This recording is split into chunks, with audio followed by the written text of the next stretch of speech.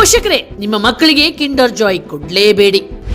ಯಾಕಂದ್ರೆ ಬಯಲಾಗಿದೆ ಕಿಂಡರ್ ಜಾಯ್ ಅಸಲಿಯತ್. ಹೌದು, ನಿಮ್ಮ ಮಕ್ಕಳು ಇಷ್ಟಪಟ್ಟು ತಿನ್ನೋ ಕಿಂಡರ್ ಜಾಯ್ ಒಂದು ಚಾಕ್ಲೇಟ್ ಅಲ್ವೇ ಅಲ್ಲ ಅನ್ನುವ ಸತ್ಯ ಬಯಲಾಗಿದೆ. ಬದಲಾಗಿ ಕಿಂಡರ್ ಜಾಯ್ ಸಾಲ್ಮೊನೆಲ್ಲಾ ವಿಷವನ್ನು ಮಕ್ಕಳ ದೇಹಕ್ಕೆ ಸೇರಿಸುತ್ತಿರುವ ಸೈಲೆಂಟ್ ಕಿಲ್ಲರ್.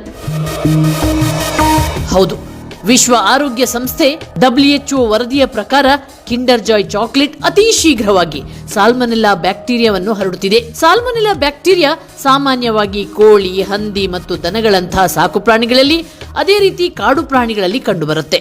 ಆದರೆ ಈ ಬ್ಯಾಕ್ಟೀರಿಯಾ ಕಿಂಡರ್ ಜಾಯ್ ಚಾಕ್ಲೇಟ್ನಲ್ಲೂ ಕಂಡು ಬಂದಿದೆ.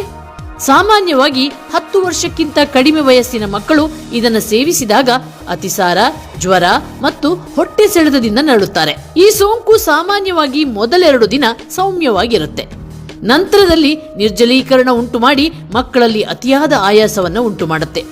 ಇದನ್ನು ಪದೇ ಪದೇ ಸೇವಿಸುವ ಮಕ್ಕಳಿಗೆ ರೋಗ ನಿರೋಧಕ ಶಕ್ತಿ ಕೂಡ ಕಡಿಮೆಯಾಗುತ್ತೆ ಎಂದು ದೃಢಪಡಿಸಿದೆ.